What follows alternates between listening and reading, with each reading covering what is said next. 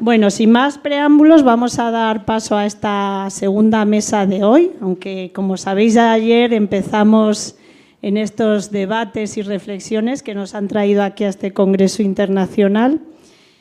Y bueno, llevamos desde ayer, ha salido ya muchas veces, ha salido ya muchas veces el tema de la educación para la ciudadanía global, la educación transformadora. Manuela Mesa, la verdad que es un referente en ese sentido, ya nos anticipó muchas de las cosas que ahora vamos a abordar, ¿no? Y también en el diálogo con el público, pues también sale, que es también aquí os trasladamos un poco lo que son nuestras demandas como red, ¿no? Como representantes del sector de la cooperación para el desarrollo en la Comunidad de Madrid.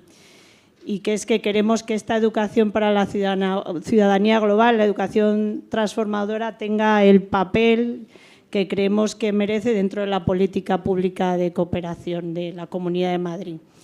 Bueno, y de ahí esta mesa. Entonces, antes hemos tenido la introducción un poco, el mapeo, cómo estamos, cómo está la situación, ese mapeo tan necesario que gracias al Consejo de Cooperación y al Grupo de Trabajo hemos podido realizar, de la Comunidad de Madrid, por supuesto. Y ahora pues queremos conocer, esta mesa se llama Educar para transformar, voces y experiencias, ¿no? Ahora ya todo eso que hemos visto un poco teórico que hemos hablado, vamos a aterrizarlo y vamos a conocer, como veis, una diversidad muy grande de voces y experiencias. Para mí es un desafío porque veo que esta mesa va a ser muy compleja, de mucha gente. Luego mis compañeras siempre me van a empezar a mirar, Nuria, que hay que ir cortando, porque yo me voy a veces, me dejo llevar por el diálogo. Así que agradezco a la presidenta que me haga gestos si ve que esto se prolonga mucho. Pero también os pido a las personas que estáis aquí participando ese ejercicio de contención y que seamos capaces de entablar este diálogo, que es de lo que se trata, y que logremos dejar ese pequeño espacio al final para que las personas del público también puedan decirnos. Bueno, como os digo, esta mesa se llama Educar para transformar. Yo creo que el título ya es muy representativo, ¿no? Y las voces y experiencias pues son las vuestras, así que esta es la oportunidad de que nos contéis. Queríamos, antes de entablar el diálogo, le hemos pedido a María Monjas, que es una amiga y colaboradora en muchos de los espacios que organizamos desde la red. Siempre le pedimos a ella pues, que nos haga un poco esa parte, ¿no? Un poco de ubicarnos, de contextualizarnos, ¿no? Entonces, bueno, primero le voy a dar paso a ella, que nos va a contar un poco. Os digo también que yo soy un poco así rebelde. A mí me han pasado unos currículums muy extensos de todas las personas que van a participar, pero como tenemos poquito tiempo no lo voy a leer, me vais a perdonar. Doy solo 2 pinceladas de quiénes sois y vosotras luego os sentís libres de contar lo que queráis de vosotras mismas. Bueno, María Monjas, lo primero, eso sí hay que decirlo, es coordinadora de la Delegación de Madrid de Interred, que es una organización socia de la red y muy activa, por cierto. Bueno, de María solo os digo que es poeta, es feminista y es activista. Antes me reía con ella porque hubo uno de los ponentes de ayer que dijo que si estaríamos dispuestos a perder nuestro puesto de trabajo si la cooperación algún día desapareciese. Digo, mira, María, tú lo tienes fácil porque... Si me gano la vida como poeta, fácilmente. Bueno, ojalá. Vamos a apoyar a María en esa faceta. Bueno, María, pues luego os voy presentando, ¿vale? A los demás. Haznos tú primero esta primera panorámica, por favor. Muchas gracias. Muchas gracias a la red de ONGs de Madrid por invitarme a iniciar esta mesa. Es un gusto también compartir con vosotras y con vosotros. Hace unos años escribí un artículo que puse por nombre La educación para la ciudadanía global, una forma de salvar el mundo. Y si por entonces estaba convencida de ello, en este contexto global actual que nos estamos viviendo, vuelve a visitarme esa certeza con muchísima más fuerza. Voy a utilizar durante mi intervención las siglas ETCG. Para quien no sepáis, significan Educación Transformadora para la Ciudadanía Global, y así la intervención es un poco más fluida. Siempre me gusta mucho comenzar recordando cuál es el origen de la ETCG, que nace allá por los 40 con un enfoque asistencialista y caritativo hacia los países del sur, ¿no?, que se denominaban atrasados, y cómo en los años 60 deriva hacia una ETCG que se llamó desarrollista. Se llamó desarrollista porque lo que pretendía era apoyar a los países que se denominaban subdesarrollados a alcanzar el modelo de desarrollo ideal de los países industrializados. Allá por los 60, si recordáis, la estrategia fundamental era la AODE. Es solo en los 70 y en los 80 cuando por fin se empiezan a cuestionar las estructuras sociales y económicas internacionales y sus consecuencias sobre los pueblos y los territorios del sur, derivando ahí en una ETCG que por primera vez incorpora esta mirada de justicia, de diversidad, de igualdad y de sostenibilidad ambiental. En los años 90 es cuando empezamos a hablar de educación para la ciudadanía global. En esos años el objetivo explícito era construir sociedad civil comprometida con la solidaridad.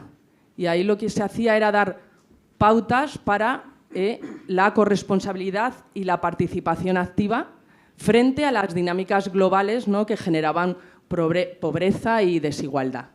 Ahora que decimos, estamos ya en una sexta generación a la que llamamos educación transformadora para la ciudadanía global. ¿Por qué decimos transformadora? Porque lo que pretendemos es formar a personas que sean capaces de transformar su realidad y dar respuesta a los retos locales y globales, siempre desde una construcción colectiva. Este sería una muy breve historia de dónde venimos. Me gusta mucho comenzar con la historia porque siempre hacer el recorrido de dónde venimos nos da buenas pistas para saber hacia dónde ir, ¿no? Y porque este recorrido habla de lucidez, habla de valentía y de rigurosidad de las personas que estuvieron y que estamos involucradas en seguir caminando en este camino, ¿no?, que está en continuo movimiento por darle un sentido a la ETCG. Ayer hablábamos de los retos y desafíos de la cooperación y me parece que quedó bastante claro que el gran reto es transformar las estructuras coloniales, ¿no?, patriarcales y capitalistas desde las que estamos pensando, mirando el mundo e intentando crearlo, ¿no? Y, lógicamente, la única manera de cambiar estas estructuras es con una ciudadanía crítica, comprometida y activa, en particular de los países del norte, que es donde ostentamos estos privilegios. Y a día de hoy, pues nosotras, nosotros y en particular la gente joven, nos está tocando vivir un momento inédito en la historia. Yo cuando pensaba en esta intervención me vino a la cabeza aquellos veranos que compartí con mis sobrinos, en los que alguna tarde, después de echarme la siesta, entraba en el salón y me encontraba a mi sobrino mayor jugando a la Play, ¿no? Entonces yo me sentaba a su lado, yo qué sé, por estar con él, me sentaba a su lado y miraba en los juegos a los que estaba jugando en la Play y a los 2 minutos estaba absolutamente horrorizada del juego bélico al que estaba jugando en la pantalla, que lanzaba bombas a todo lo que pasaba, a los pueblos, a las personas. O sea, y entonces yo le decía, tío Pablo, ¿cómo te sientes? O sea, ¿cómo te estás sintiendo jugando a esto? Y me decía, tía, no te rayes, que esto solo es un juego, que esto no es la realidad. Y bueno, pues nada, a día de hoy mi sobrino Pablo y el resto de jóvenes, con solo encender la tele o encender sus móviles, entrar en las redes sociales, están asistiendo a esa misma barbarie, ¿no?, retransmitida en directo, ¿no? Están asistiendo al exterminio de pueblos, al desplazamiento de familias de sus casas, a la destrucción de sus campos, de sus cultivos, de sus escuelas, de sus hospitales, día, a cada momento. Y esto genera emociones muy diversas. Esto genera angustia, esto genera tristeza, esto genera ansiedad, incertidumbre y sobre todo miedo. Y por eso es el caldo de cultivo para la entrada de los discursos de odio, para la entrada del odio y de la violencia. Pero a la vez puede ser una oportunidad para fomentar la cooperación, la empatía, la esperanza y el amor.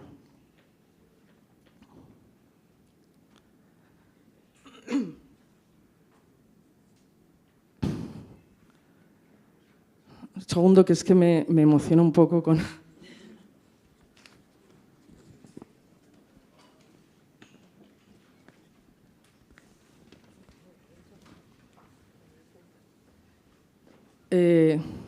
Bueno, aquí es donde entramos en juego nosotras y nosotros, ¿no? O sea, el silencio y la neutralidad no puede ser una opción, no lo es. Si permanecemos en silencio, si no le damos duro y cada vez más a la ETCG, si no fomentamos el pensamiento crítico en las jóvenes y en los jóvenes, si no les estamos acompañando en procesos de profunda reflexión para que entiendan, ¿no?, el mundo en el que viven y cuál es su papel en él, ese silencio está siendo rellenado por otros mensajes que se encuentran nada más entrar en las redes sociales, ¿no? Mensajes dictados por quienes no se callan.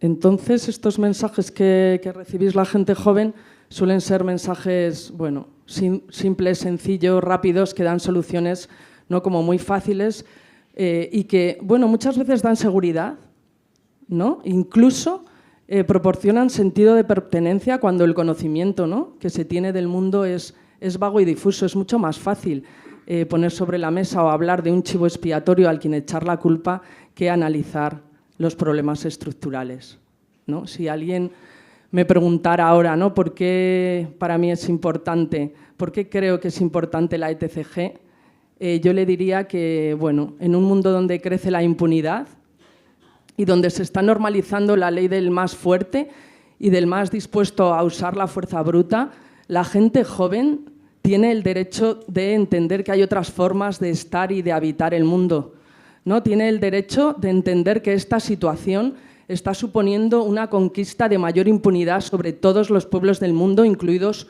el suyo. Que somos una cadena interconectada de seres humanos y que lo que les ocurre, ¿no?, a un factor de la sociedad nos está ocurriendo a todas y a todos, y que esto debería entenderlo todo el mundo. La gente joven también tiene derecho a entender qué es esto de los derechos humanos.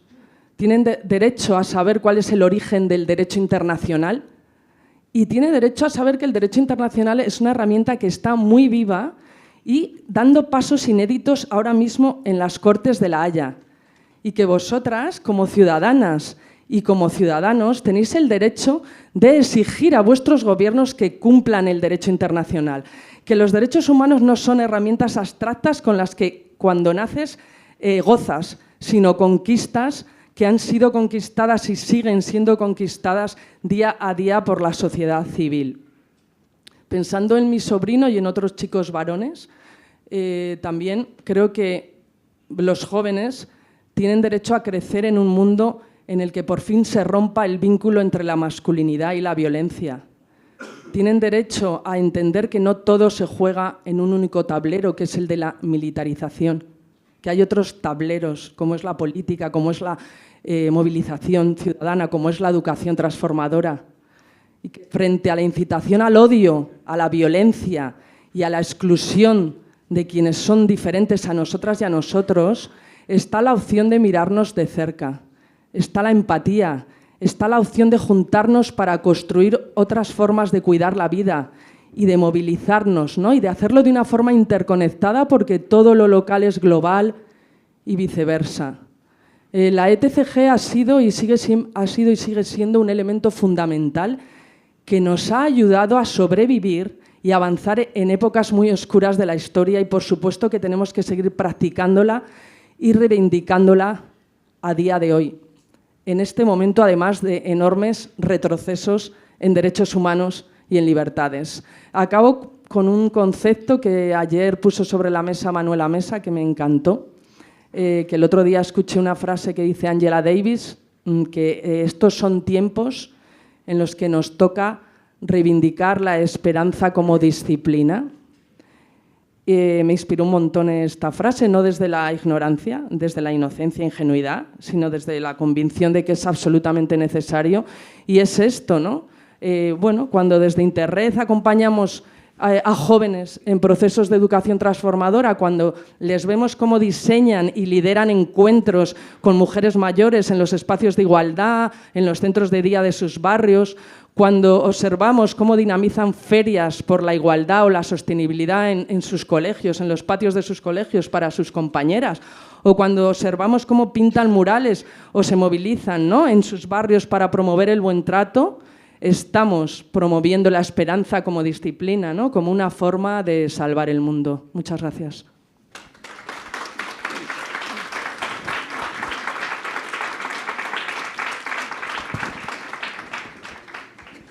Bueno, muchísimas gracias, María. La verdad que tus palabras nos sitúan muy bien en el momento crítico, yo creo, en el que estamos, ¿no?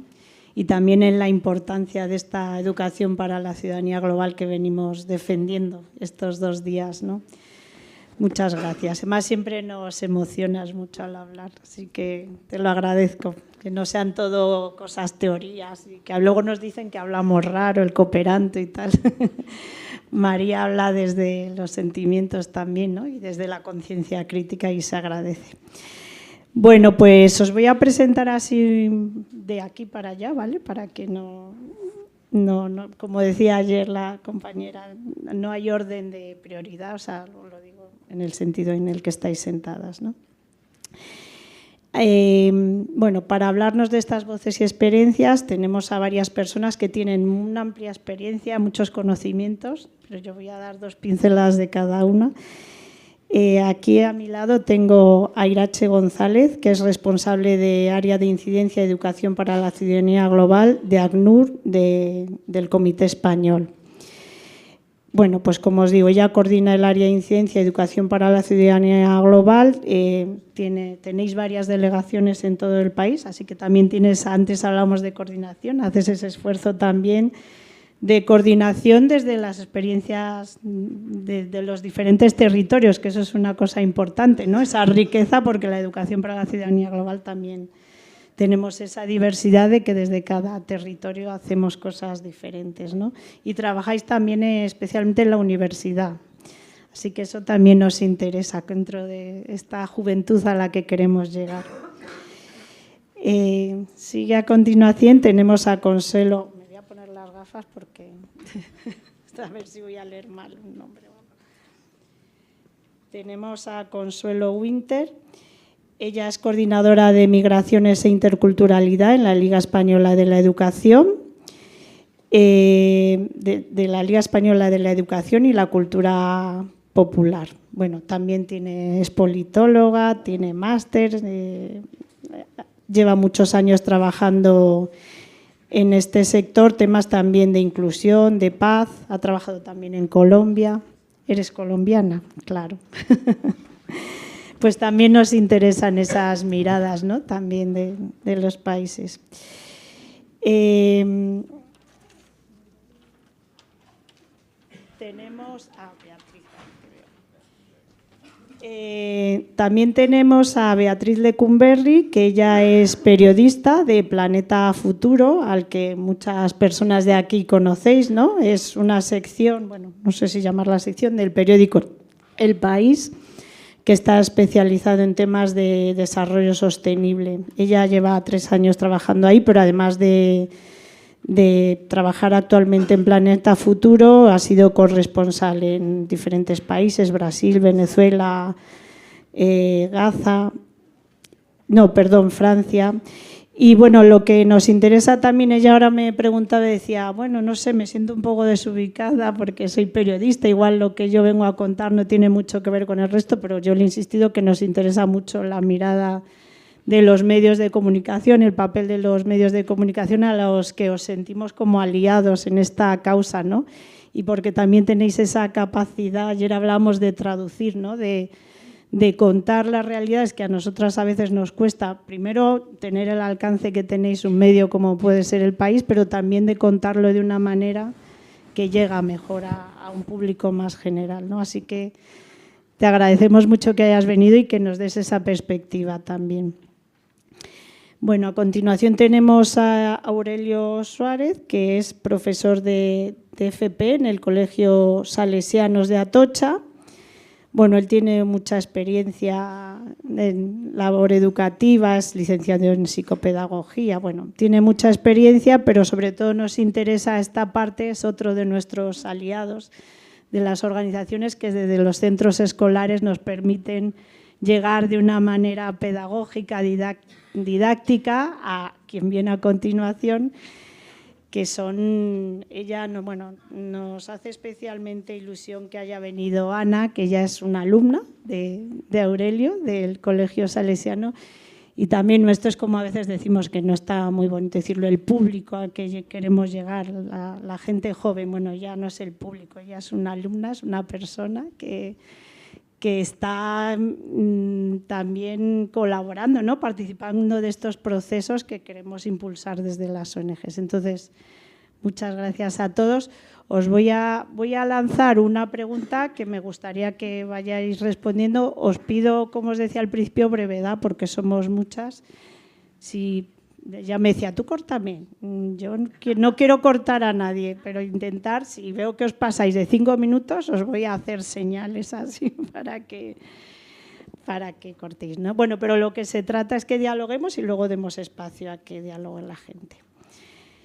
Bueno, pues hemos preparado unas preguntitas, pero sobre todo pues que nos sirvan de inspiración, ¿no? Para este diálogo y para seguir profundizando en esta materia, ¿no? De qué papel, ¿no? Puede jugar hoy en día la educación para la transformación.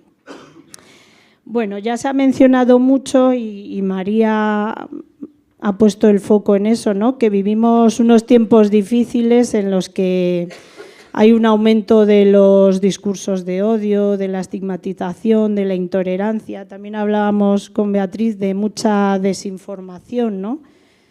Que pues pululan muchos bulos. O sea, es difícil. Ahí en ese contexto pues es donde proliferan también estas actitudes intolerantes, antiderechos, ¿no? Entonces queríamos que nos contaseis, cada una desde vuestra experiencia, ¿no? Cómo pueden las ONGs y los medios de comunicación contribuir a ese papel de agentes de transformación social, ¿no? O sea, cómo la ciudadanía global, cada una desde donde el ámbito que lo hace, ¿no?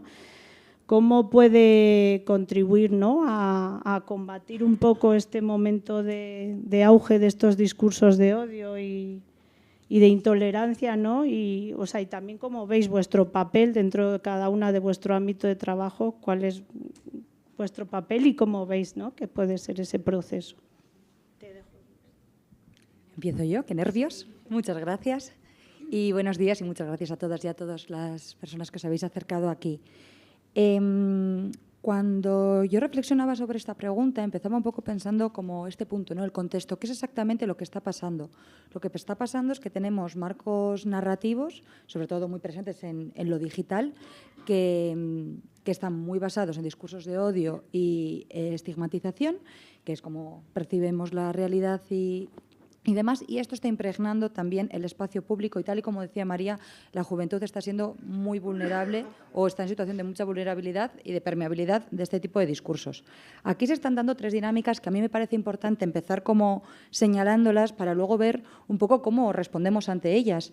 Creo que en estos marcos narrativos hay una simplificación de la realidad, complejos conceptos como puede ser la movilidad humana, de repente están reducidos a estereotipos, generalizaciones y se construye como esta otredad, ¿no?, de los que vienen de fuera versus nosotros. Y esto se construye también en términos de amenaza, porque hay una securitización de este discurso y temas que deberían ser temas o cuestiones de derechos pasan a ser cuestiones de seguridad.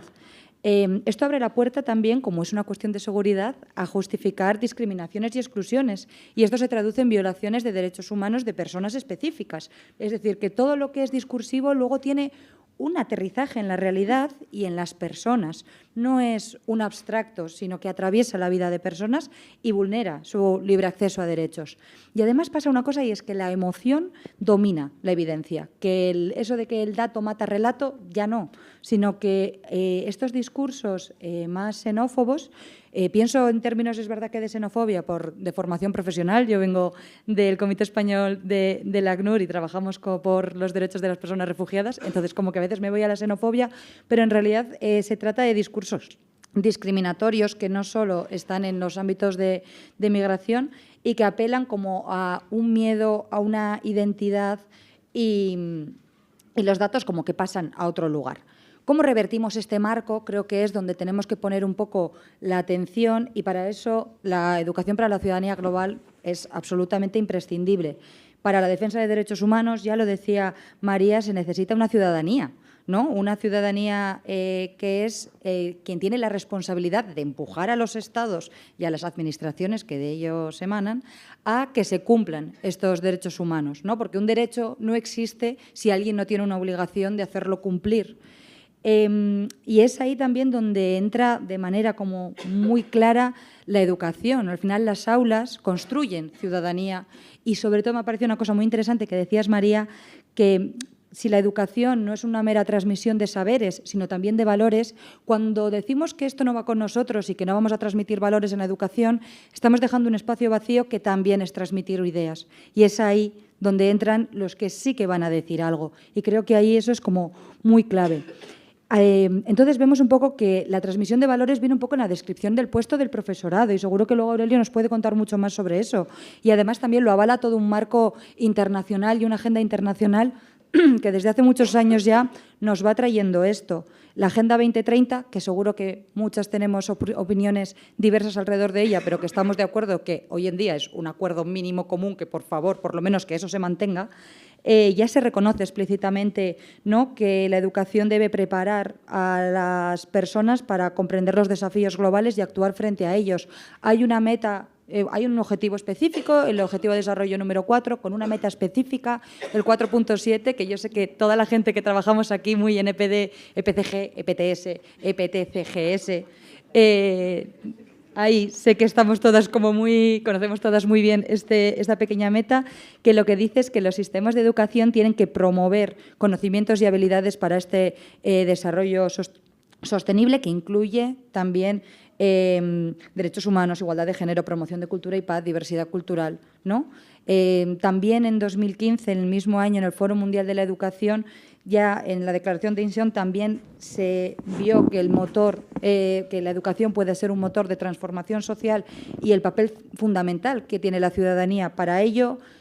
Posteriormente, en 2021, la Declaración de Berlín para la Educación para el Desarrollo de la UNESCO se reconoce que estamos ante una crisis sistémica global y que, por tanto, el mundo tiene una serie de desafíos comunes a los que hay que hacer frente. Y la educación debe desarrollar también estos pensamientos críticos y esta ciudadanía activa para hacerle frente. Más recientemente, en 2024, en la Declaración de Dublín por la Educación Global, en la que tuvimos la suerte desde el Comité Español de ACNUR de participar, se reconoce la educación global como esa capacidad de reflexionar críticamente y actuar conjuntamente frente a los desafíos en términos de justicia social, justicia climática y también pasa a reivindicar o a señalar a los estados y a las administraciones que de ellos emanan, insisto, a que incorporen esto en sus políticas públicas. Esto ya está en el marco legislativo educativo, sobre todo cuando hablamos de educación formal, y ya voy cerrando, perdonad, que bla, bla, bla. Ya está, el marco, o sea, tú coges la ley de educación y ya existe este marco competencial donde específicamente aparece la competencia ciudadana, que esto parece mucha terminología legislativa, pero lo que nos viene a decir es que el alumnado tiene en su perfil de salida, tiene que incorporar estas visiones de derechos humanos, estas visiones de análisis crítico global. Por lo tanto, sí, yo creo que es un poco por ahí. Y ya cierro y comparto con mis compañeras. Buenos días para todos y para todas. Y bueno, el punto desde el cual yo quiero comenzar es como persona migrante, pero también como estudiante, como técnica y como profesional, que acá es un poco un revuelto de cosas.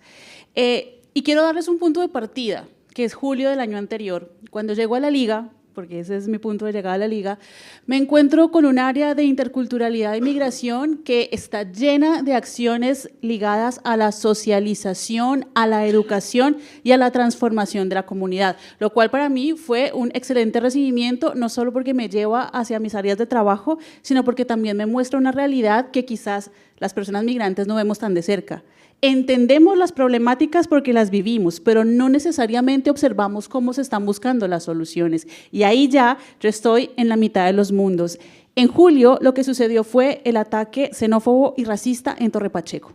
Uno de los puntos donde la Liga trabaja con jóvenes, trabaja con niños, trabaja con adultos, y es ahí donde me di cuenta de una realidad que es bastante compleja y que obviamente no solo nosotros, sino muchos de ustedes con sus organizaciones trabajan, y es ¿cómo logramos transformar realidades en espacios donde es absolutamente adversa la realidad? Los niños de la escuela de verano que estábamos atendiendo dejaron de ir. ¿Por qué dejan de ir? Porque sus madres estaban asustadas. Estaban asustadas a que les pasara algo en los trayectos de su casa a la escuela.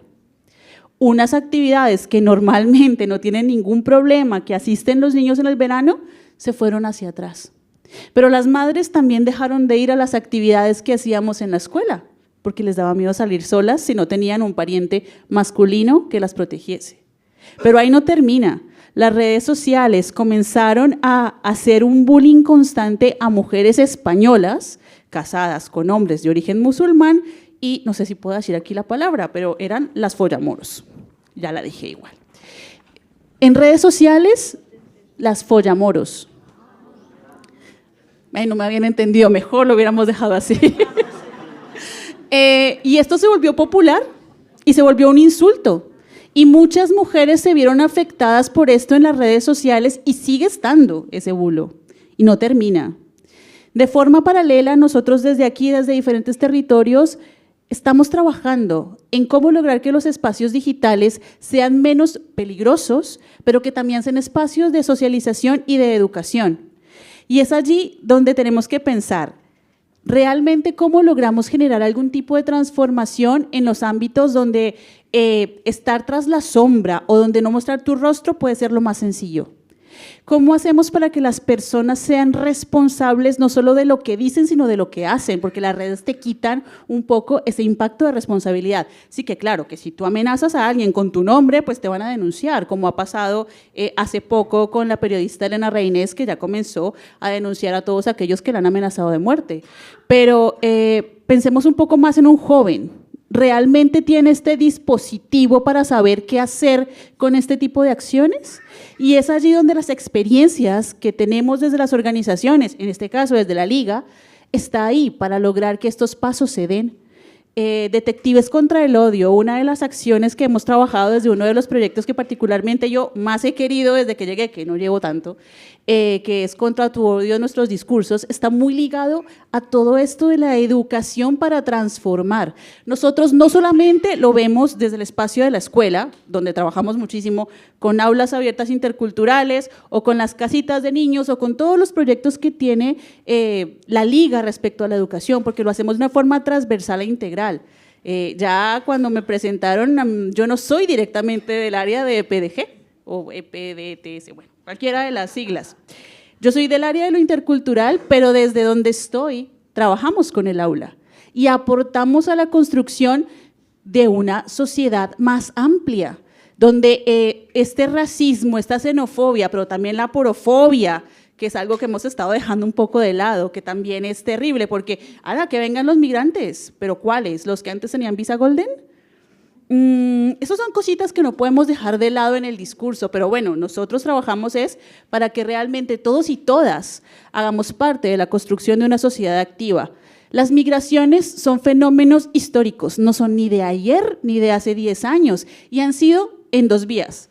Cuando yo descubrí toda la historia de los pueblos indianos que no tenían idea de cuando se iban de Galicia, de Cantabria hacia América, y yo dije, mira, yo este pedazo no me lo sabía de la historia. Pero ahora nos están acusando de la teoría del reemplazo, que hace poquito volvió cierto político a mencionar en las redes sociales. No, lo que hacemos con la Liga, lo que hacen nuestros proyectos, aparte de atender directamente a la población migrante, porque sí que lo hacemos, le estamos dando apoyo para denunciar delitos de odio, para denunciar crímenes que les hayan cometido, pero también para apoyar su integración social desde lo educativo, desde lo laboral, y desde lo psicosocial, porque ese es otro punto que acá no entra del todo, pero que es muy relevante. Lo que también hacemos es educar en redes sociales, tratar de transformar estas narrativas de odio en narrativas que se puedan dar a la tarea de construir una sociedad donde sí, todos somos iguales ante la ley por nuestros derechos y obligaciones, que a mí siempre me gusta agregarle este pedacito, pero que la diversidad, la interculturalidad no se puede negar. No podemos negar quiénes somos, pero sí podemos aportar en donde estamos.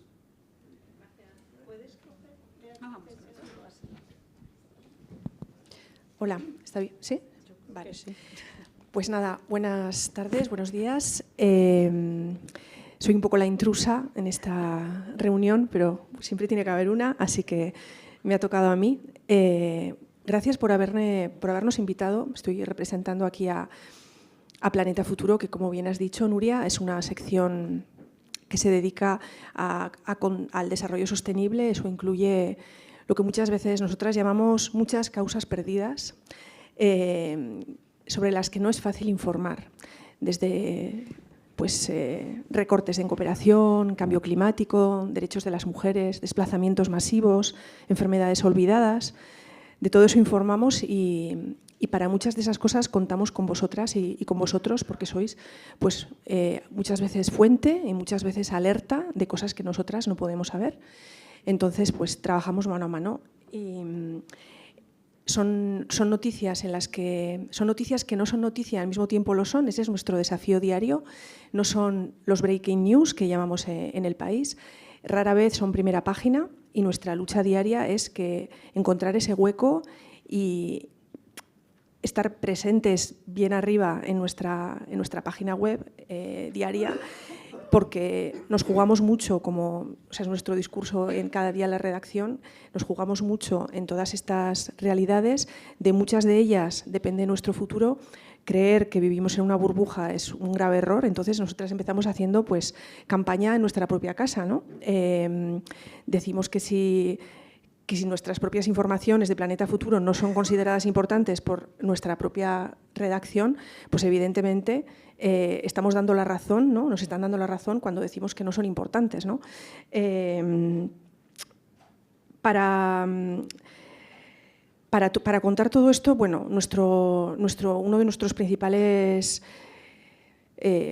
vientos en contra o enemigos es la desinformación, que como ya habéis aludido aquí, lo invade todo, ¿no? La desinformación toma muchas formas en nuestro día a día. No son discursos casuales, son unos discursos bien moldeados, con ayuda, con agenda política. Estamos en un momento donde se lucha el multilateralismo, no está de moda, la cooperación internacional tampoco, hay una estigmatización, vosotras lo sabéis, lo estáis viviendo, a las ONGs, unos discursos de odios muy grandes. Entonces, para nosotras, la única manera que tenemos porque aquí estamos hablando de educar, pues para nosotras es informar, ¿no? Informar es educar también y poner todas esas falsas ideas o cosas de las que no se informa, pues en su justa medida. La única manera de hacer eso es el principio básico del periodismo, que es ir, ver y contar, algo que se dice muy fácil, pero que es realmente difícil. En este momento no podemos ir a muchos lugares donde pasan muchas cosas y de los que salen muchos bulos, comenzando por Gaza, a donde no nos dejan entrar, o a lugares como Afganistán, donde es muy difícil también ir y donde, bueno, es uno de nuestros pilares en este momento, pues, de la sección y de que queremos seguir contando. Y luego, bueno, para rebatir todas estas ideas tan bien estructuradas, pues muchas veces el mal se hace muy rápido. Quiero decir, voy a poneros un ejemplo concreto, ¿no? Cuando se dice que la ONU está entregando condones en Gaza en plena guerra, y eso es lo que la gente te cuenta, ¿no? Es que la ONU está entregando condones en Gaza. Entonces la bola se hace cada vez más grande, cada vez más grande, cada vez más grande. La ayuda de UNRWA, de la Agencia de la ONU para los Refugiados Palestinos, es entregar condones en Gaza. Tu vecino te habla, los padres del cole te hablan, cuando en el fondo donde se están entregando condones es a un barrio muy concreto de Mozambique, que se llama Gaza, donde hay un problema muy claro de prevención del SIDA y hay que entregar condones. Entonces, para rebatir todo eso e informar realmente de dónde se están entregando condones y qué hace UNRWA en Gaza, o sea, nuestra información no cala tanto como el bulo, eso es así. Entonces, es remar contracorriente diariamente e intentar hacerse un hueco en la información y contar con fuentes, contar con vosotros y contar con la gente que está allá, en los lugares, poner rostro por ejemplo, poner rostro a los recortes en cooperación, porque hablamos de recortes en cooperación, pero a nosotras lo que nos gusta es ir a lo que es necesario, es ir a Senegal o a Burkina Faso o a Eswatini, que es un pequeño país de África, del que yo, por ejemplo, he vuelto anteayer para contar lo que significan esos recortes en la lucha contra el SIDA en un país donde la prevalencia es del 26% de la población. E intentar explicar sin acrónimos, sin siglas, en un lenguaje claro y pues que todo eso tiene un impacto también en nosotros, porque es muy ingenuo creer que la gente que ya no tiene vacunas o que no tiene prevención o que no tiene antirretroviral o que no tiene muchas otras cosas se va a quedar en su casa esperando tranquilamente la muerte o la de sus hijos, ¿no?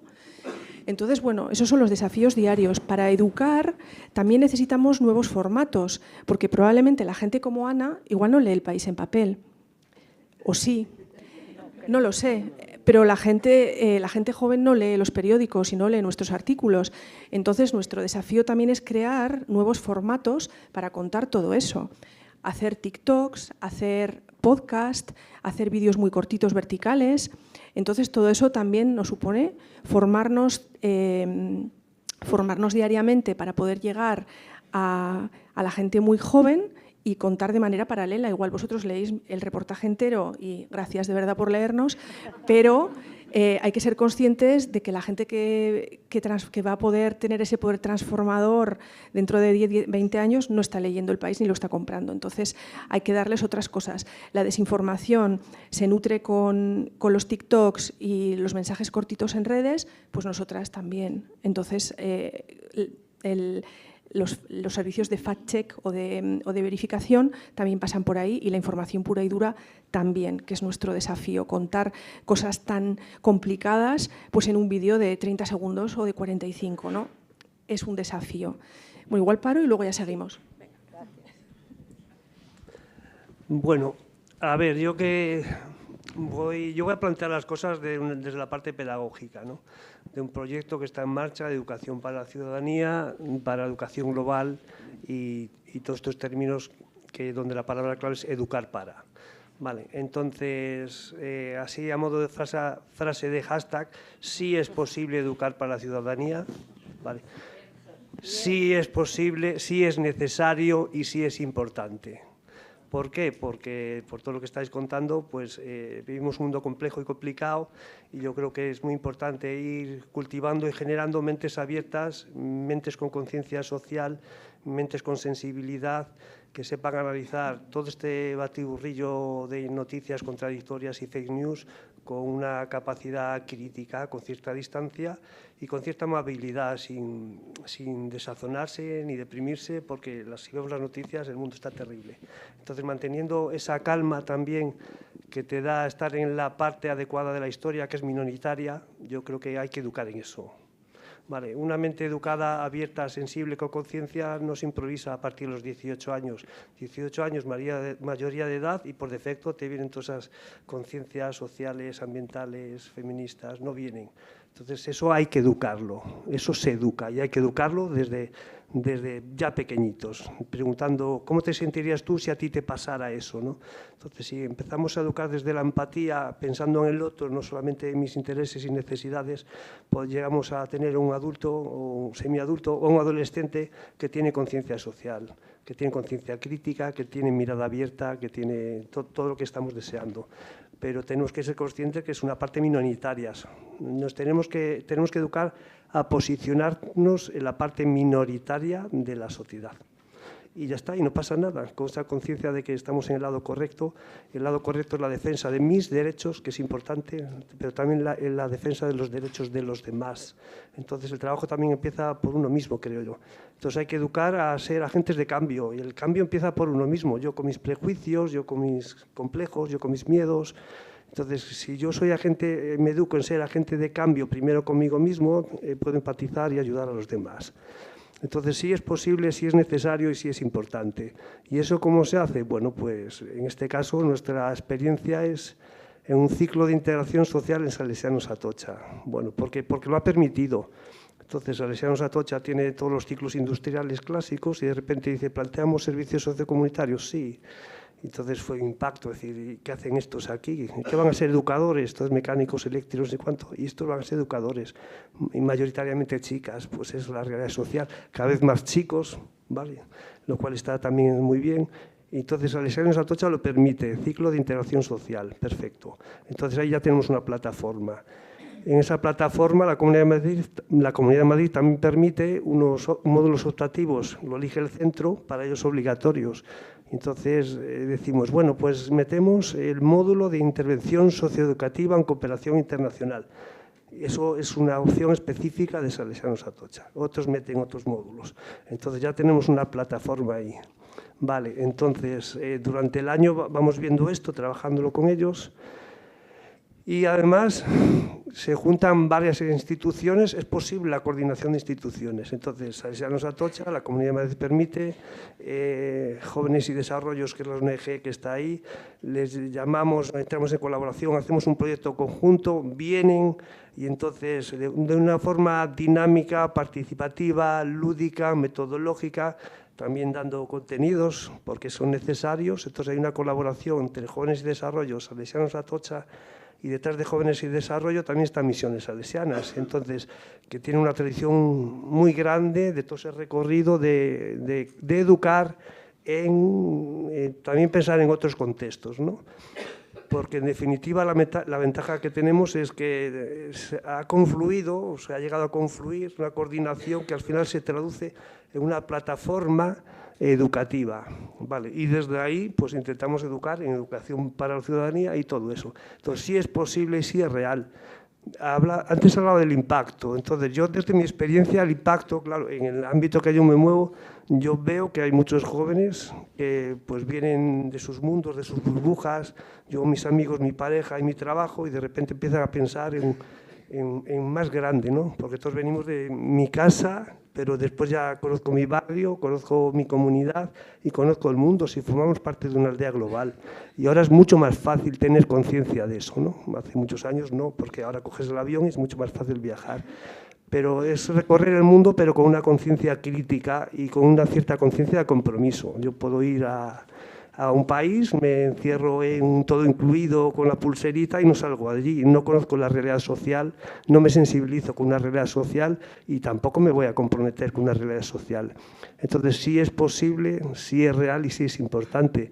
Entonces, desde nuestra experiencia, confluyendo ahí varias entidades, ha ido fluyendo pues una propuesta pedagógica que yo considero que es muy satisfactoria. ¿Por qué? Porque al final tenemos personas que a nivel individual van a estar ahí con esa conciencia y esa apertura y tal. También, como van a ser educadores, se les están dando herramientas para trabajar y también puede ir a trabajar a otros países. Experiencias que tenemos de alumnos, pues bueno, pues acaban trabajando en proyectos de menores o en ONGs aquí y alguno se da el salto al charco y se va a otros países. Entonces, ¿por qué? Porque las fronteras en realidad es algo físico, pero las personas no tenemos barreras. Tendremos miedos, pero no barreras físicas. Entonces, si mi vocación o mi pasión educativa me lleva a ir a trabajar en otro país, maravilloso. Si mi educación y pasión educativa y de compromiso por los demás me lleva a trabajar aquí en Madrid, en un barrio, es maravilloso. Aurelio, perdona, te voy a tener que... Es que queremos oír a Ana Vale, perfecto. también. Entonces, yo ya estaba cerrando. Sí, perdone. Quería dejaros este mensaje. Si es posible, si es importante, si es necesario. Y ella es aquí la que va a hablar. Nos falta una chiquilla que no ha podido venir, ¿vale? Bueno, Ana, para ti. Perdona, que haga de poli mala. Buenos días, muchas gracias por escucharme. Bueno, yo soy alumna de primer año de Integración Social en Salesianos Atocha, como ya hemos dicho. Y bueno, nosotros tenemos la suerte, como ha dicho Aurelio, en nuestro centro de estudiar intervención socioeducativa en cooperación internacional. Somos 23 alumnos de muchísimos que estudian integración social en otros centros y somos 23 los que podemos hablar de estos temas y aprender sobre estos temas que me parecen bastante importantes, ¿no? En nuestro centro, pues todo lo que han hablado de discursos de odio, de interculturalidad, todos estos términos pues los estudiamos día a día y al final no solo de manera teórica, al final con Jóvenes y Desarrollo vinieron a hacer hace no mucho unas sesiones con nosotros sobre los que hablamos de todos estos temas y al final sirven para llevar un poco a la práctica la teoría que estudiamos y tanto como personas como para ser futuros profesionales pues nos sirven, nos llegan, porque nos acercan mucho a la realidad y no sé, perdón. Al final, teniendo un aprendizaje práctico, digamos, ¿no? Pues con las sesiones, con todo lo que vemos en clase, documentales y demás,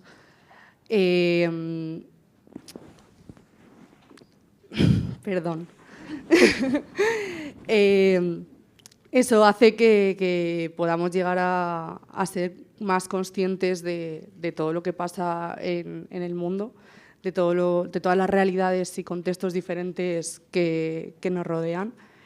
Y bueno, al final yo creo que es muy necesario que se hagan propuestas y actividades como estas para jóvenes como nosotros, porque si no lo vives, si no lo ves, al final no vas a poder desarrollar esa mirada crítica y ese pensamiento crítico acerca de las realidades de los demás y esa sensibilización con los demás, ¿no?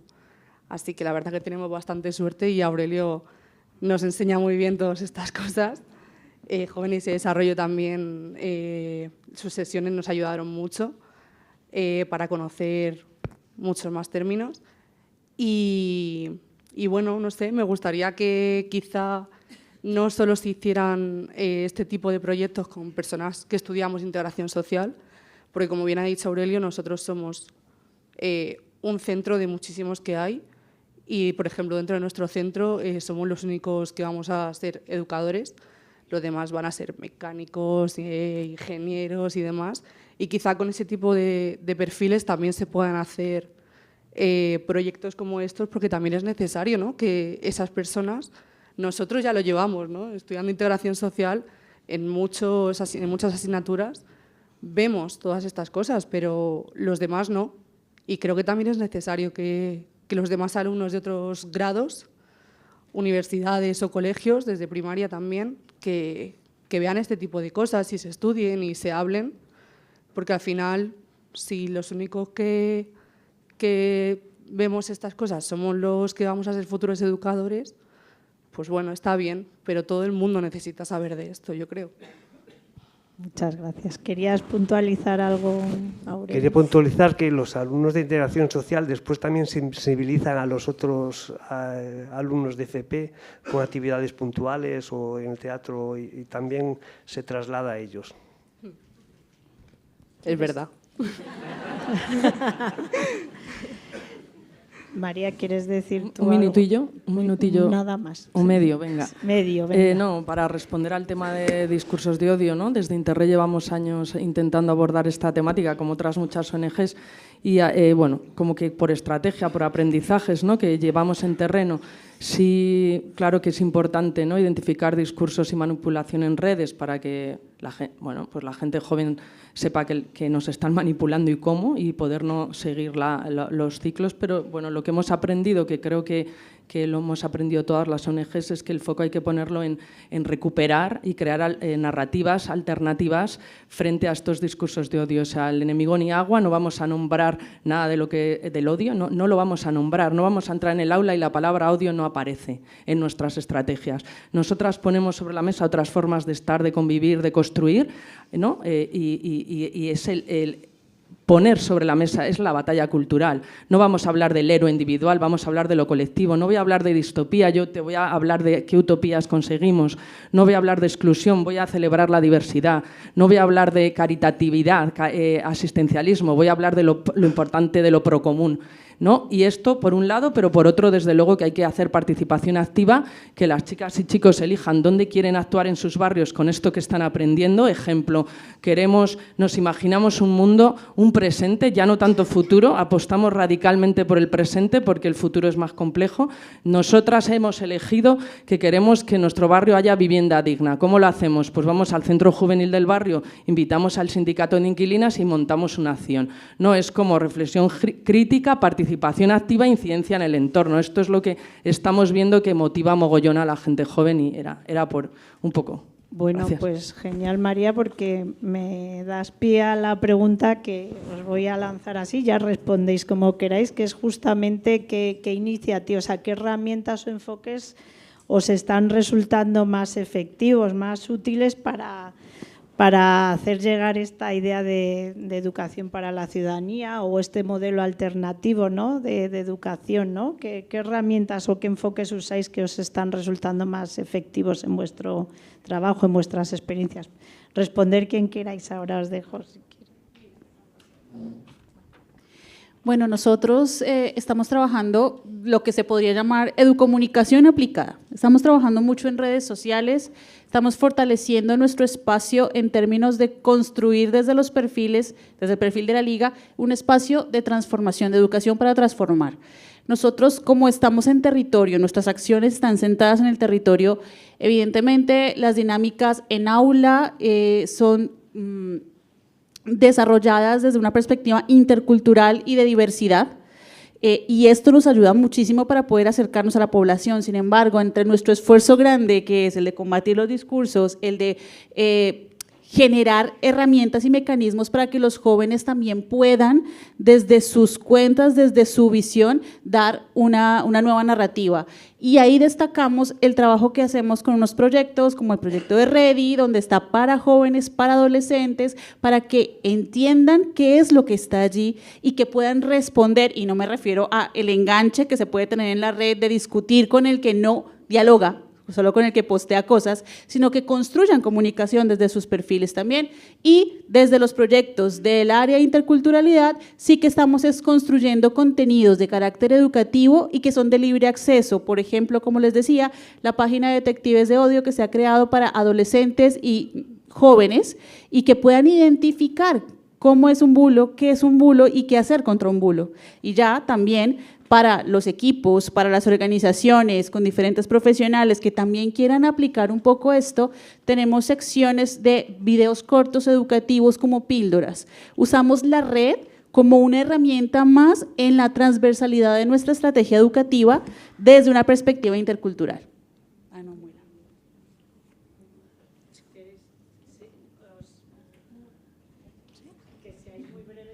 Voy rapidísima.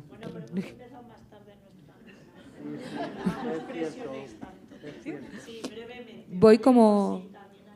Por supuesto, voy rapidísima. Yo diría que en términos de perspectivas, y en realidad lo que voy a decir es un poco como recogiendo las cosas que hemos dicho todas.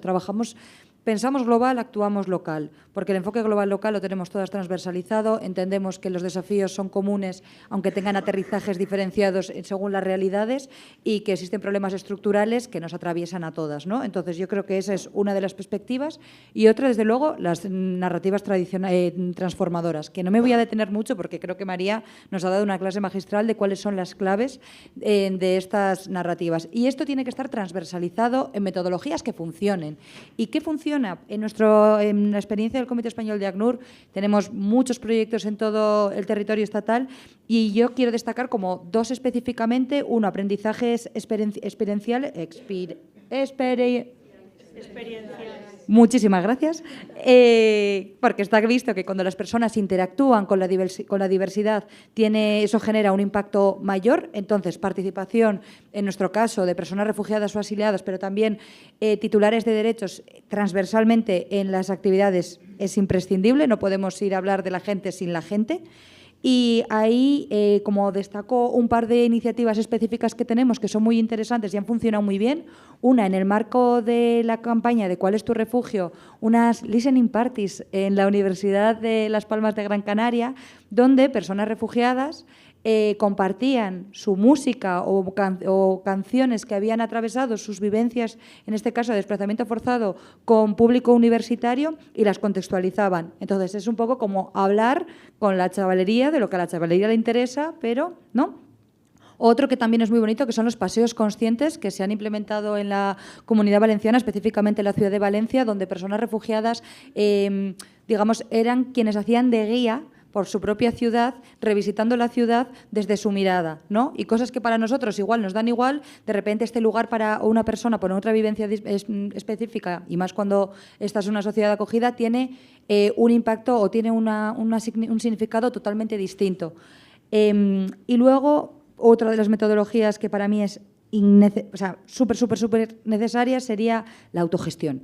Y aquí tenemos la suerte que también está hoy con nosotros Jorge Castañeda, que no sé dónde estás, Jorge, por ahí, pero que es aliado del Comité Español desde hace muchísimos años, y tenemos toda la línea de trabajo de campañas creativas, que creo que ahonda muchas de las cosas que se han dicho en esta mesa.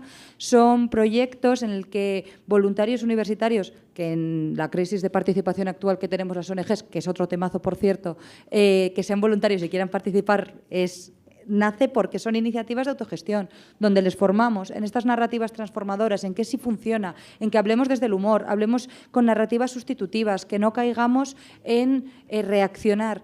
Y después de esa formación, por equipos, son grupos de personas que autogestionan su propia campaña de comunicación, ya como difundiendo estas narrativas, y va acompañado de un paquete económico para que las implementen. Es decir, no se queda solo en un ejercicio de pensar, sino que las llevan a cabo. Y el impacto que tienen estas campañas para nosotras como nuestro buque insignia, porque es lo que funciona y es lo que hace que quieran participar. Y paso ya la palabra.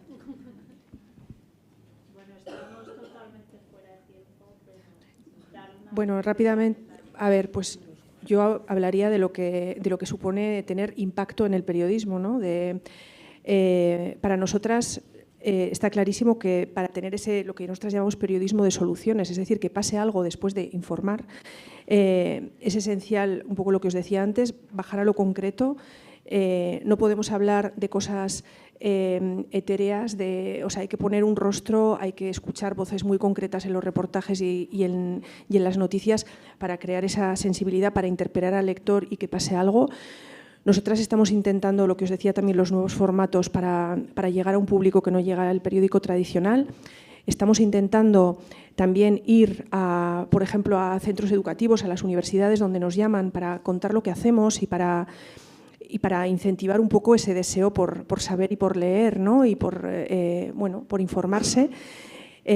Hacemos encuentros con los lectores también, invitamos a lectores en torno a un tema concreto para poder acercar la información y escucharles también a ellos, ¿no? Saber si lo estamos haciendo medio bien o medio mal. Tenemos una newsletter donde también los lectores nos escriben para contarnos cosas. Y es verdad que tenemos una relación muy fluida con vosotras y vosotros, ONGs, que nos proponéis muchas veces artículos. La mayoría de las veces nos proponéis tribunas que están muy bien, pero que tienen un impacto relativo. Nosotras tenemos un termómetro de lo que lee la gente y cuánto tiempo permanece en esa noticia, y es verdad que las tribunas pues rara vez son un éxito. La gente no las lee mucho, entonces es verdad que estamos abiertas a esta relación con las ONGs, a que nos contéis, a que nos sirváis de alerta. Muchas veces no podemos saber un montón de cosas si vosotros y vosotras no nos alertáis, y hay cosas muy interesantes que están pasando y que nosotras no sabemos, pero es verdad que nos planteamos mucho y no tenemos la solución, y aquí también os lo planteo, de qué manera podríamos hacer que nuestra colaboración fuera más amena, fluida y tuviera ese impacto que tanto vosotras como nosotras queremos, ¿no? Entonces, bueno, yo creo que es bueno que estemos en contacto y que nos hablemos y que no nos mandéis ya la tribuna hecha a Planeta Futuro, porque muchas veces pues, saldrá publicada pero no pasará absolutamente nada. Y bueno, plantearnos un poco cómo podemos hacer para que fluya mejor y para llegar a más gente, que es lo que todos queremos aquí, que la gente sepa.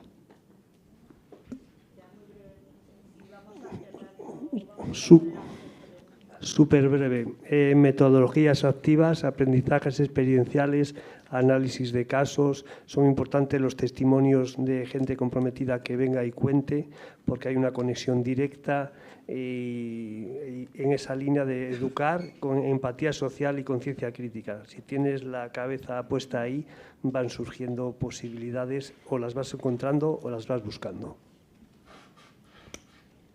Bueno, yo como alumna, lo que ha dicho Aurelio de las metodologías participativas, al final hacen que nos involucremos muchísimo más en la lucha de todo esto, que nos concienciemos sobre ello, nos sensibilicemos y que queramos, bueno, y nos hace sentir partícipes y ser pues agentes de cambio.